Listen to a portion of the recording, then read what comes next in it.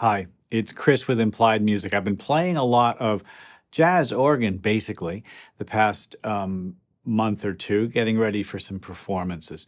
Now, the organ has a unique setup. Its drawbars don't just play uh, single tones, but rather create chords and use the upper harmonics of any fundamental. So I thought to myself, well, what if an orchestra did that? Well, I mean, this is kind of convoluted, but follow me down this rabbit hole of this morning's exploration.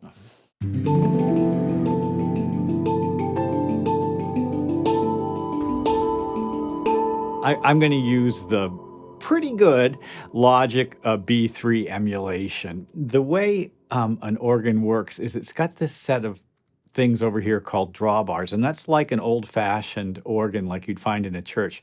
And you can see this as 16 and 8 and 4. Those are octaves if you think about it, right? But it's not just 16, 8, and 4. There are other numbers as well, numbers that look like fractions, 5 and a third, etc. Well, they're harmonics, and they're upper partials of any given tone. Here's the 16 foot. And you can see over here on Insight, just that bass, it's almost like a sine wave. There's a few upper harmonics, and I can add the second octave by drawing that in. Fascinating, right? Well, this drawbar here is actually the fifth, and it's the fifth above, and you can hear it coming in. It's clearly a fifth. I'm playing one note, a note C. But there are some other remarkable things. Here's another octave. That's 2 octaves up above. And now listen to this note here. Clearly a major third. I'm playing one note, and I'm getting a very open, extended, way past a single octave. I'm playing a single tone and getting essentially a major chord. Any melody I play or chord I play, each tone will have the fundamental, the fifth, and then very, very high up another octave, and then a little above that, the major third. Play a full C major chord. Here, I'll do this one. I'm getting some potentially very dissonant intervals. See, look at the seconds that are right next to each other there. Just the nature of the sound itself, the way the fundamentals and the harmonics relate to each other, gives you that effect. So what if we had an orchestra that was set up that way? Now, you probably have already heard about couplings. Couplings are when you have a single melody and then a bunch of other instruments that move along with that melody. Some people are calling it planing. I've heard that discussed recently. And that's the technique I'm going to use here. First, let's listen to the basic harmony and melody of the tune that I've chosen. This is a kind of an old-fashioned song, All Through the Night. Nice melody, diatonic. That's a major 2 chord, right? Just a little moment of excitement there, secondary dominant. And then that happens again. So I would just describe all this as functional harmony, right? 4 chord. With a little bit of chromatic variation in the melody. It's lovely. And goes to the 5, and then the whole thing cycles again. Well, it's a great melody. I'm partial to hymns and hymn harmony in general. But what if I take that melody and do something else with it? Let's take a look at the orchestration. Okay, so I've used a sketchpad approach with strings and horns and winds from a couple of Spitfire orchestras. I needed to use a solo piccolo to get that high major third because I wanted that very, very high sound. And here you can see what it looks like.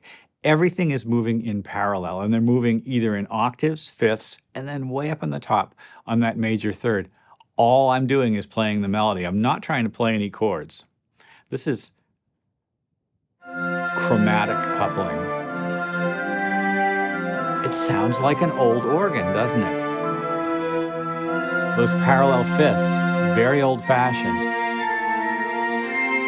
Can you hear the piccolo at the major third?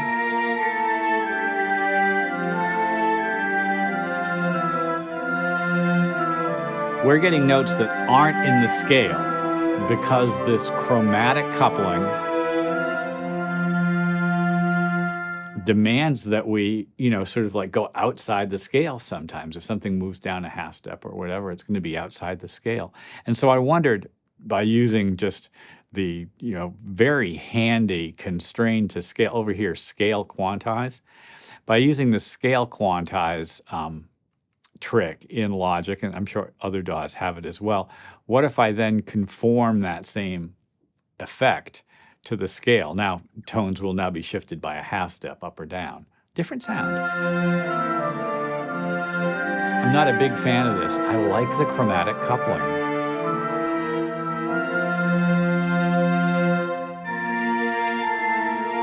It sounds like bad counterpoint, right? Whereas the chromatic coupling is much more exciting and much more interesting. Chromatic coupling that's strict, it almost feels scientific in its approach, is much more powerful to the ear. What's actually happening, just like we saw in the organ, is we're creating a new timbre, kind of a new instrument, in the same way that jazz organs kind of are their own instrument. By creating a chromatically coupled parallel something or other, we get this beautiful effect. Listen, take a look at this. Here's my favorite example of that. I'll use the so what chord. It's a stack of fourths with a major third on top. And the way it appears in the tune is essentially coupled. Right? I just moved everything down. But the truth is, any melody, like for instance, Mary Had a Little Lamb, will sound pretty cool coupled. Chromatic coupling.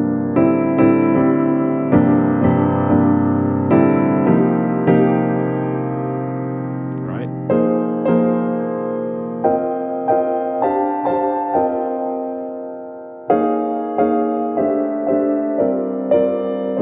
Twinkle, Twinkle, Little Star in chromatic coupling. A very powerful effect. And if you look at it here on the screen, you can see that everything is moving in parallel. Organs do it naturally. We could do it in orchestra at any time. Chromatic coupling versus diatonic coupling is a choice we have to make if we're going to use the trick. I love the sound of chromatic coupling. It's like I've created a new instrument, and that new instrument has its own sound based on the choice of coupling. It could be nasty sounding, right? It could be